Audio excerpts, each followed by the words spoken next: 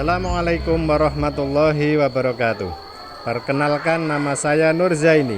Saya mengajar Mapel SKI di MI Muhammadiyah Wona Anti 1 sekaligus sebagai mahasiswa PPG Daljab Batch 2 tahun 2023 Prodi SKI di LPTK IAIN Ponorogo dengan nomor peserta 57759 2011206.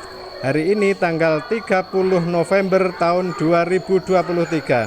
Saya akan melaksanakan uji kinerja praktek real mengajar kelas 3 di MI Muhammadiyah Wona Anti 1. Berikut video praktek pembelajaran saya. Selamat mengikuti.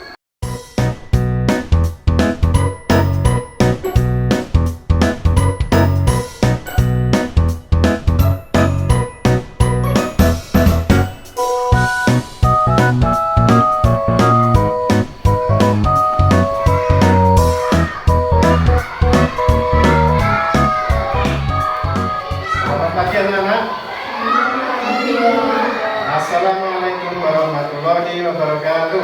Waalaikumsalam warahmatullahi wabarakatuh. Apa kabar anak-anak semuanya?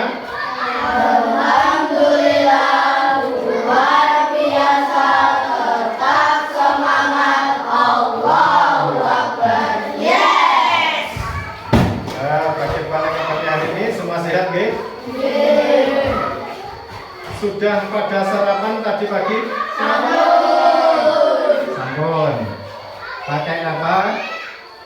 Nasi goreng, sayur, tempe, lauknya?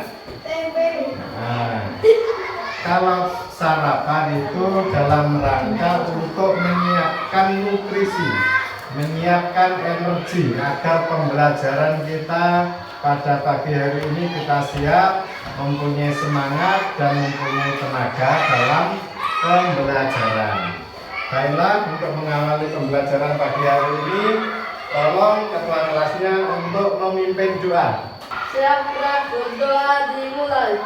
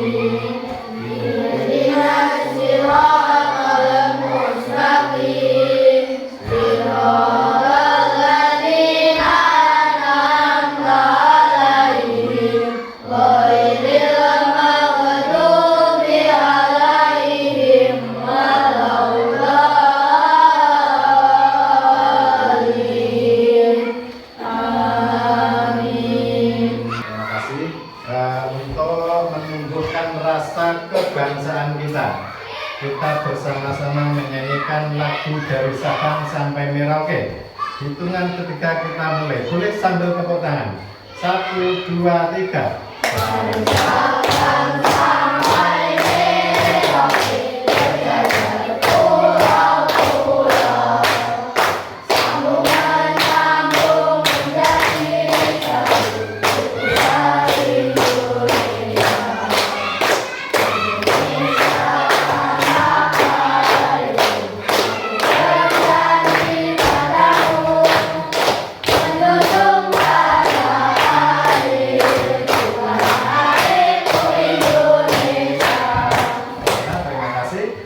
Baiklah, untuk pagi hari ini sebelum mengawali pembelajaran, saya ingin tahu kehadiran anak-anak semuanya. Saya absen dulu, nggih? Ahmad Fauzi. Hadir, Pak. Ya. Terima kasih atas kehadirannya. Yang kedua, Aska Ahmad Maulana. Hadir, Pak. Ya. Yang ketiga, Anissa Ulusna. Hadir, Pak. Ya. Yang keempat, Cindy Eka Rahyani. Hadir, Pak. Terima kasih. Yang selanjutnya Singben. Hadir, Pak. Ya. Selanjutnya Fahmi Nur Fadli. Hadir Pak. Oh iya, Mas Fahmi ganteng sekali pagi ini ya. Terus Galih Fahras Hasim. Hadir Pak. Ya. Yang selanjutnya Hafiz Nazirul Aska. Hadir Pak. Rafael Edwin. Hadir Pak. Terus Risna Setiatama. Hadir Pak. Zahra Kaila Putri. Hadir Pak. Ya, hadir semuanya nggih? Alhamdulillah semuanya hadir pagi ini juga sehat. Selanjutnya kita pagi hari ini akan mempelajari materi SKI atau Sejarah Kebudayaan Islam. Dari pertemuan yang lalu kita sudah mempelajari kondisi bangsa Arab sebelum Islam, kemudian mata pencaharian maupun ekonomi serta agama dan kepercayaan masyarakat Arab sebelum Islam. Kalian masih ingat nggih materi yang disampaikan kemarin? Poin-poin materi yang kemarin itu apa saja? Mbak Lanji. Agama Islam disebut zaman jahiliyah. Ya, sebelum datangnya agama Islam itu disebut zaman jahiliyah. Pintar sekali. Nanti akan saya kasih bonus bintang 2 untuk Mbak Lanji. Apalagi masih ada yang ingat pembelajarannya kemarin? Ya, silakan. Masyarakat jahiliyah menyembah berhala. Masyarakat jahiliyah menyembah berhala, bagus sekali. Ternyata daya ingat kalian itu masih sangat bagus sekali. Kemudian selanjutnya ada yang tahu pembelajaran yang kemarin ya, Mbak Risna. Minuman keras dan berjudi. Suka minum minuman keras dan berjudi, itu masyarakat jahiliyah ya. Terus ada lagi yang tahu? Mas Aska? Mengukur anak perempuan hidup-hidup. Iya, betul sekali. Masyarakat jahiliyah itu kebiasaan buruknya salah satunya mengukur anak perempuannya hidup-hidup. Mungkin ada yang tahu lagi? Nabi Muhammad lahir dalam keadaan yatim. Nabi Muhammad lahir dalam keadaan yatim. Apa yang dimaksud yatim? Tidak mempunyai ayah. Tidak mempunyai ayah, betul sekali. Ya anak-anak, ternyata pelajaran kemarin itu masih membekas di ingatan kalian. Oleh karena itu sekarang kita lanjutkan untuk pembelajaran berikutnya, yaitu yang akan kita pelajari pada pertemuan kali ini adalah masa kanak-kanak Nabi Muhammad SAW. Hari ini tanggal 30 November tahun 2023. Pada pertemuan pembelajaran sejarah kebudayaan Islam, kita akan mempelajari masa kanak-kanak Nabi Muhammad SAW. Tujuan pembelajaran yang akan kita laksanakan pada pagi hari ini diharapkan nanti anak-anak dapat menghayati nilai-nilai positif dari diri Nabi Muhammad SAW dengan benar. Kemudian yang kedua, anak-anak dapat memahami dan membiasakan perilaku yang sesuai dengan akhlak Nabi Muhammad SAW dengan benar. Selanjutnya, anak-anak diharapkan nanti dapat mengetahui masa kanak-kanak dan masa remaja Nabi Muhammad SAW dengan benar. Selanjutnya, nanti anak-anak juga diharapkan bisa menceritakan kembali masa kanak-kanak dan masa remaja Nabi Muhammad SAW. Untuk selanjutnya mari kita amati gambar yang ditampilkan di layar ini. Itu kira-kira gambar apa? Berapa Fitro? Itu adalah pasukan gajah yang dihancurkan oleh burung Ababil. Itu merupakan salah satu peristiwa yang mengiringi atau menjelang lahirnya Nabi Muhammad ke dunia, yaitu ada peristiwa di mana ada pasukan gajah yang ingin menghancurkan Ka'bah, tetapi dihalang-halangi atau sebelum menghancurkan Ka'bah diserang duluan oleh burung Ababil. Baiklah anak-anak, kita lanjutkan ke pembelajaran kelahiran orang terpuji. Siapa yang dimaksud kelahiran orang terpuji di sini? Nabi Muhammad SAW. Di masa menjelang kelahiran Nabi Muhammad SAW, keadaan kota Mekah pada waktu itu dalam bidang ekonomi sudah sangat maju. Mereka kaum kafir jahiliyah di kota Mekah mengungkapkan kesenangan dan kekecewaan dengan cara-cara yang ekstrim. Kita lanjutkan. Kelahiran Nabi Muhammad SAW itu adalah merupakan kehendak dari Allah Subhanahu Wa Taala untuk menciptakan apa? Menciptakan perubahan. Di dalam hadis yang diriwayatkan Ahmad disebutkan innama bumistu li utamima makarimal akhlak. Sesungguhnya aku diutus untuk menyempurnakan akhlak-akhlak yang mulia. Kemudian di dalam surat Al-Baqarah ayat 143 juga disebutkan, dan demikian pula kami telah menjadikan kamu umat Islam untuk pertengahan yang adil dan pilihan agar kamu menjadi saksi atas perbuatan manusia dan agar Rasul atau Muhammad menjadi saksi atas perbuatan kamu. Nah, sebelum kita lanjutkan, perlu kita bahas terlebih dahulu ada hal-hal atau peristiwa-peristiwa yang mengiringi lahirnya Nabi Muhammad. Kejadian-kejadian luar biasa yang sebagian tadi di awal pertemuan tadi sebagian sudah menyebutkan ada peristiwa-peristiwa luar biasa yang mengiringi kelahiran Nabi Muhammad. Yang pertama adalah kisah pasukan gajah dan burung ababil.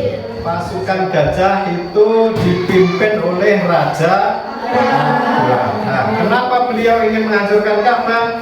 Karena beliau merasa iri. Ka'bah setiap saat selalu dikunjungi oleh banyak orang dari luar daerah, sehingga beliau membuat gereja di Yaman yang bernama Al-Qules. Gereja itu sangat megah sekali dengan tujuan agar orang-orang yang beribadah di Ka'bah itu berpindah ke gereja dengan mengendarai gajah. Tetapi ketika sampai di perbatasan kota Mekah, ternyata pasukan atau gajah yang dijadikan kendaraan itu tidak mau memasuki kota Mekah.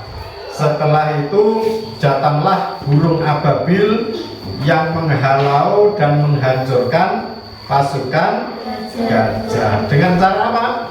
Membawa kerikil dari neraka, masing-masing burung membawa 3 biji, kemudian dilemparkan atau dijatuhkan ke pasukan gajah. Kemudian peristiwa yang kedua, api kaum Majusi padam. Bahkan oleh orang-orang Yahudi yang menyembah api tersebut berusaha untuk menghidupkan kembali api itu, tetapi gagal. Akhirnya mereka mempunyai firasat bahwa dengan padamnya api abadi yang menjadi sesembahan mereka, berarti telah lahir Nabi akhirul zaman. Peristiwa yang ketiga, ada sebuah bintang besar yang bercahaya yang sangat terang sekali. Itu juga diketahui oleh orang-orang Yahudi bahwa pertanda itu merupakan salah satu tanda lahirnya Nabi akhir zaman. Yang keempat, ada pohon kurma yang sudah kering. Kemudian kemuliaan ayahanda Nabi Muhammad SAW selama hidupnya. Ayahanda beliau, siapa ayahnya Nabi Muhammad? Abdullah. Beliau itu tidak pernah berbuat kemaksiatan. Jadi kemuliaan manusia, Abdullah terutama, itu ternyata perbandingannya satu orang itu sama dengan 100 ekor unta. Akhirnya 100 ekor unta itulah yang dikorbankan untuk mengganti ayahnya Nabi Muhammad. Kemudian yang keenam, peristiwa luar biasa yang mengiringi kelahiran Nabi Muhammad itu saat melahirkan Siti Aminah atau ibunya Nabi Muhammad itu tidak merasakan sakit, bahkan merasakan nyaman. Selanjutnya kelahiran Nabi Muhammad SAW. Mungkin saya minta tolong nanti salah satu anak untuk membacakan materi ini ya. Nah, Mas Fahmi ya, coba dibaca dan teman-temannya memperhatikan. kelahiran Nabi Muhammad SAW. Nabi Muhammad SAW dilahirkan di dalam keluarga bangsawan Quraisy yang sangat dihormati terbesar. Tampil tentang cucunya itu Abdul Muthalib tidak henti-hentinya memuji keagungan Allah Subhanahu wa Ta'ala. Kemudian dia memberi nama cucu kesayangan itu dengan nama Muhammad, artinya orang yang terpuji. Ya, Muhammad adalah artinya orang yang terpuji. Ya, itu peristiwa atau sejarah kelahirannya Nabi Muhammad. Yang memberikan nama Muhammad itu adalah Abdul Muthalib, kakeknya yang bernama Abdul Muthalib. Sebelum nama itu disematkan kepada Nabi Muhammad, beliau membawa cucunya itu untuk bertawaf atau berlari-lari mengelilingi. Nah, selanjutnya kita pelajari silsilah Nabi Muhammad SAW. Antara ayahnya dan ibunya bertemu di kakeknya yang bernama Kilat. Nah, Abdullah itu bapaknya Abdul Muthalib. Bapaknya Abdul Muthalib bernama siapa?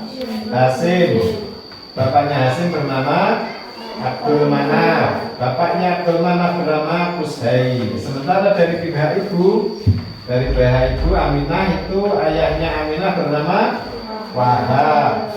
Ayahnya Wahab bernama Abdul Manaf. Ayahnya Abdul Manaf bernama Zuhroh.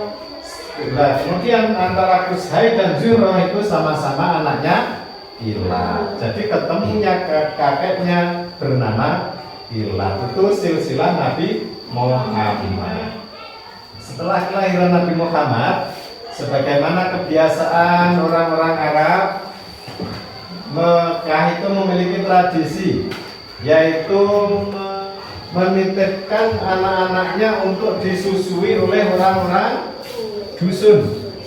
Jadi pada waktu itu kaum bangsawan Arab itu sudah biasa menitipkan anak-anak mereka itu untuk dicarikan ibu susuan dari orang-orang dusun. Demikian juga Nabi Muhammad setelah lahir, yang beliau disusui oleh Suwaibah al-Aslamiyah selama 3 hari. Selama 3 hari sesudah penyusuan ibu beliau. Suwaibah adalah pelayan paman Nabi yang bernama Abu Lahab. Kemudian Nabi diserahkan oleh ibunya kepada seorang wanita Badiah yang bernama Halimatus Sa'diyah dari Bani Sa'ad atau kabilah Hawazin. Tempat tinggalnya tidak jauh dari kota Mekah. Pada awal perjanjiannya Nabi Muhammad diasuh oleh Halimatus Sa'diyah itu hanya 2 tahun. Karena kasih sayangnya dan merasa kurang, akhirnya Halimah mengajukan kembali kepada Aminah untuk lebih lama mengasuh Muhammad, sehingga meminta perpanjangan waktu selama 2 tahun lagi. Akhirnya setelah sampai 2 tahun berikutnya, terpaksalah Halimah menyerahkan kembali Nabi Muhammad kepada Siti Aminah atau ibunya. Walaupun hatinya masih sangat berat juga berpisah dengan Muhammad, beliau mengajukan usul lagi seperti dahulu. Halimah selaku seorang ibu dapat pula merasakan perasaan yang dirasakan oleh ibu kandungnya atau Siti Aminah, yang tentu saja sangat merindukan anaknya untuk tinggal bersama. Semenjak itu tinggallah Muhammad bersama ibunya. Selanjutnya Nabi Muhammad berada di asuhan Siti Aminah. Siti Aminah adalah ibunya. Sesudah Muhammad kira-kira berusia 5 tahun, setahun kemudian beliau dibawa oleh ibunya ke Madinah bersama-sama dengan Ummu Aiman. Ini sewaktu Nabi Muhammad sudah diasuh oleh ibunya. Beliau diajak oleh ibunya ke Madinah dalam rangka apa? Untuk memperkenalkan terus kepada keluarga neneknya dari pihak ayah, Bani Nadir, dan kedua untuk berziarah ke makam ayahnya. Kemudian diperlihatkan kepadanya rumah tempat ayahnya ketika dirawat di waktu sakit sampai meninggal, dan pusara tempat ayahnya dimakamkan. Ayah Nabi Muhammad meninggal dunia sedang beliau masih dalam kandungan, sekitar ada yang berpendapat 6 bulan, ada juga yang berpendapat beliau masih usia 3 bulan di dalam kandungan. Selama di Madinah itu mereka tinggal kurang lebih selama 1 bulan. Ketika akan kembali ke Mekah dan baru sampai di kampung Abwa, tiba-tiba Siti Aminah sakit sehingga meninggal di desa Abwa itu dan juga dimakamkan di sana. Saat itulah Nabi Muhammad sudah menjadi yatim piatu karena sudah ditinggalkan oleh ayah maupun ibunya. Setelah ibunya dimakamkan, kemudian Nabi Muhammad segera meninggalkan kampung Abwa dan beliau melanjutkan perjalanannya ke Mekah bersama-sama dengan Ummu Aiman. Selama 2 tahun itulah Nabi Muhammad bersama dengan ibunya. Begitu singkat keadaan ini dan begitu berat mungkin yang dirasakan oleh Nabi Muhammad, maka semenjak saat itu beliau diasuh oleh kakeknya yang bernama Abdul Muthalib. Yang kemudian selanjutnya Nabi Muhammad diasuh oleh kakeknya dari pihak ayah, yaitu Abdul Muthalib. Beliau juga sangat menyayangi cucunya itu, yang bahkan yang memberi nama ketika Nabi Muhammad lahir juga Abdul Muthalib. Kasih sayang yang diberikan oleh kakeknya akan merasakan Nabi Muhammad terhibur dan dapat melupakan kemalangan atau kesedihan nasibnya yang ditinggal wafat oleh ibunya. Tetapi kebahagiaan itu pun tidak berselang lama, karena selama diasuh oleh kakeknya itu hanya sekitar 2 tahun. Kemudian kakeknya juga meninggal dunia. Setelah kakeknya meninggal dunia, Nabi Muhammad diasuh oleh pamannya yang bernama siapa? Abdul Muthalib. Abu Thalib ya, bukan Abdul Muthalib. Abdul Muthalib itu kakeknya. Kemudian setelah kakeknya meninggal, diasuh oleh pamannya yang bernama Abu Thalib. Abu Thalib itu salah satu pamannya atau adik dari ayahnya yang termasuk kurang mampu atau dalam keadaan miskin, sehingga Nabi Muhammad waktu kecil itu sudah bisa membantu pamannya mencari nafkah dengan cara apa? Menggembala kambing milik orang-orang Mekah, sehingga beliau mendapatkan upah, dan upah itulah yang digunakan untuk membantu perekonomian pamannya. Setelah menginjak remaja sekitar umur 12 tahun, beliau ikut pamannya berdagang ke negeri mana? Ke negeri Syam. Sejak itulah Nabi Muhammad mulai belajar berniaga atau belajar berdagang. Hingga dewasa, Abu Thalib mengasuh Nabi Muhammad. Dia pula lah yang melindungi jiwa Nabi Muhammad SAW, baik sewaktu masih kanak-kanak maupun setelah menjadi Nabi dan Rasul. Oleh karena itu Nabi Muhammad SAW sangat menyayangi pamannya tersebut. Setiap langkah yang dikerjakan oleh Nabi Muhammad sejak kecil itu pasti benar, karena senantiasa terjaga dan dibimbing oleh Allah Subhanahu wa Ta'ala.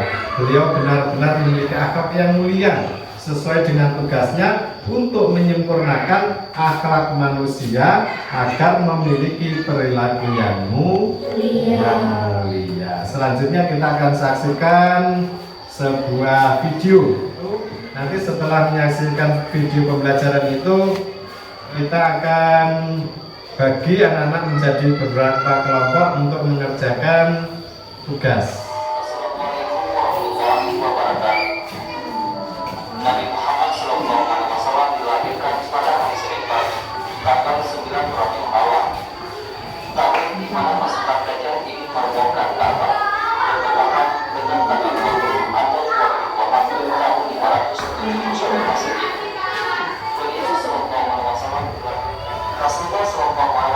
ikut serta menyaksikan perjanjian tersebut. Bahkan setelah beliau menjadi rasul, beliau masih mengingatnya dan memujinya. Seraya berkata, saya telah menyaksikan perjanjian damai di rumah Abdullah bin Jud'an yang lebih saya cintai dari unta merah. Seandainya saya mengalami setelah masa Islam, niscaya saya akan memenuhinya. Unta merah yang beliau maksud adalah kiasan atas harta yang paling berharga bagi masyarakat Arab waktu itu. Wallahu a'lam bishawab. Nah, tadi kita sudah menyaksikan video pembelajaran tentang kelahiran Nabi.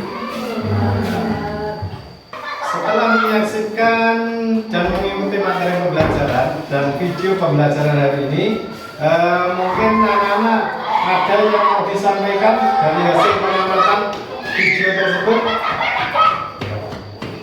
Apa alasan mengembalikan Nabi Muhammad pada ibunya? Nah, apa alasan Siti Halimah atau Halimah Sa'diyah mengembalikan Nabi Muhammad kepada ibunya? Mungkin ada yang bisa menjawab. Silakan angkat tangan. Ya, Mbak Siti. Karena Halimah ketakutan setelah peristiwa belahan dada. Bagus sekali. Tepuk tangan. Ya, karena Siti Halimah ketakutan setelah peristiwa pembelahan dada Nabi Muhammad. Yang membelah dadanya Nabi Muhammad tadi siapa? Malaikat Jibril. Apa tujuannya kok dadanya dibelah? Membersihkan hatinya, membersihkan hatinya dari kotoran-kotoran seperti iri, dengki dan lain sebagainya.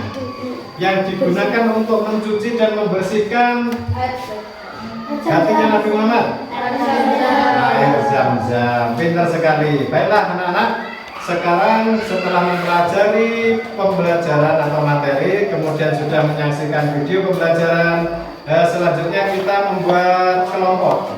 Dari masing-masing kelompok nanti akan saya kasih lembar kerja untuk menjelaskan tentang materi yang sudah kalian amati tadi. Kita bagi kelompok dulu. Dari sini kelompok 1, yang tengah ini kelompok 2, yang samping kiri kelompok 3. Silakan.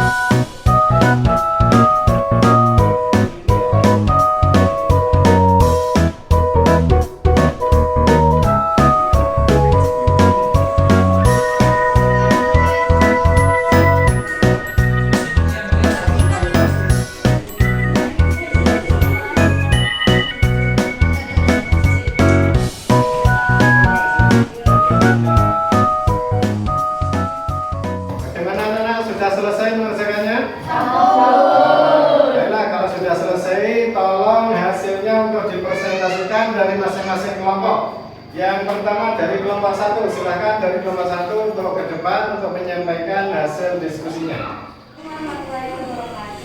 Waalaikumsalam warahmatullahi wabarakatuh. Saya dari kelompok 1 akan menyampaikan hasil diskusi kelompok 1 dengan materi pelajaran Nabi Muhammad adalah penyembah Allah Subhanahu wa Ta'ala yang bernama Halimah Sa'diyah dari Bani Sa'ad radhiyallahu Izin untuk diskusi sesuai dengan tradisi masyarakat Arab. Assalamualaikum warahmatullahi wabarakatuh. Tepuk tangan untuk kelompok 1. Selanjutnya tolong disampaikan dari hasil diskusi kelompok 2. Assalamualaikum warahmatullahi wabarakatuh. Waalaikumsalam warahmatullahi wabarakatuh. Saya mewakili dari kelompok Apel. Ini menyampaikan hasil kerja kelompok tentang kelahiran Nabi Muhammad sampai awal pengasuhan Nabi Muhammad. Nabi diserahkan oleh ibunya kepada seorang wanita Badia yang bernama Halimah Sa'diyah dari Bani Sa'ad kabilah Hawazin untuk disusui sesuai dengan tradisi masyarakat Arab. Assalamualaikum warahmatullahi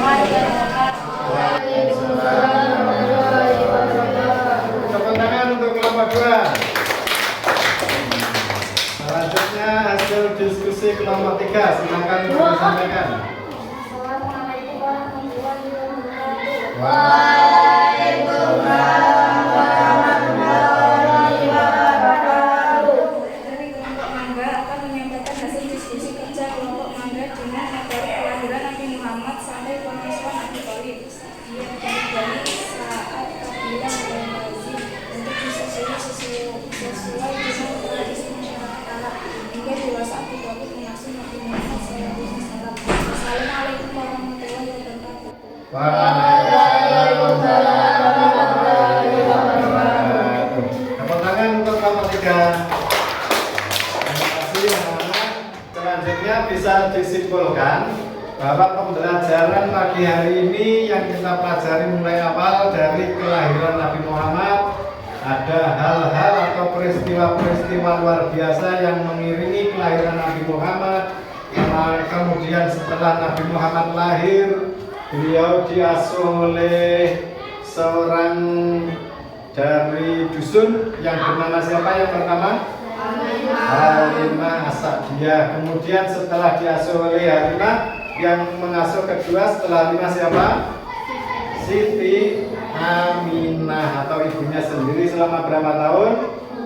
2 tahun. Setelah 2 tahun diasuh oleh ibunya Nabi Muhammad wafat, kemudian selanjutnya diasuh oleh kakeknya yang bernama Abdul Muthalib. Diasuh oleh Abdul Muthalib berapa tahun? 2 tahun juga. Kemudian setelah kakeknya wafat, selanjutnya Nabi Muhammad diasuh oleh pamannya yang bernama Abu Thalib. Diasuh oleh Abu Thalib mulai usia 8 tahun sampai dewasa. Baiklah, sekarang saya ingin mengetahui hasil pendalaman materi melalui evaluasi. Akhir ini saya kasihkan soal untuk evaluasi, jadi nanti masing-masing anak untuk mengerjakan soal ini. Saya berikan soal terlebih dahulu.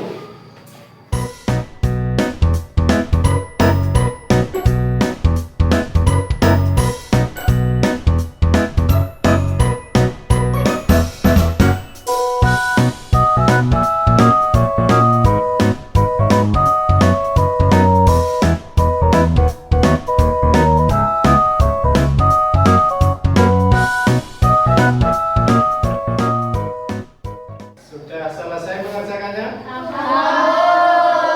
Sudah selesai, tolong lembar jawabannya untuk dikumpulkan. Saya Sergio.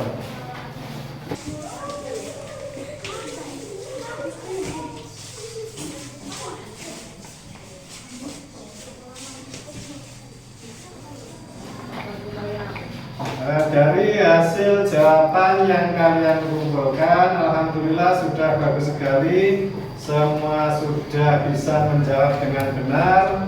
Artinya pembelajaran hari ini kalian sudah paham.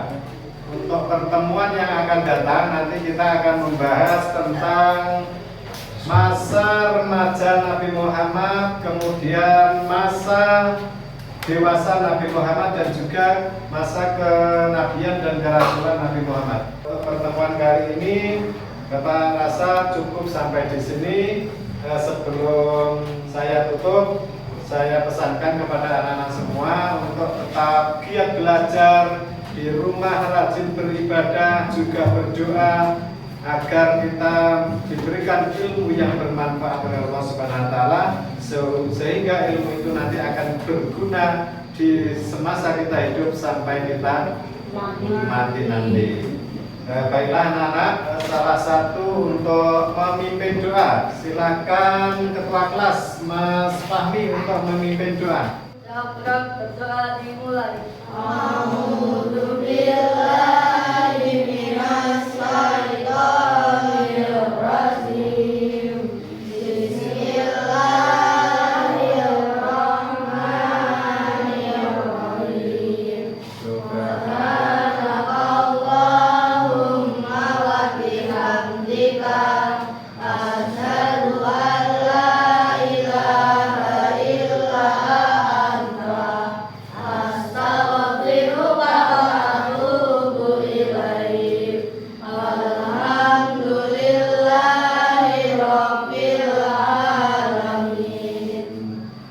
Sekali lagi saya ucapkan terima kasih atas kebersamaannya dalam pembelajaran pagi hari ini. Semoga apa yang Bapak sampaikan bermanfaat dan menambah pengetahuan pembelajaran, terutama pembelajaran SKI yang nantinya kita gunakan untuk pembelajaran berikutnya.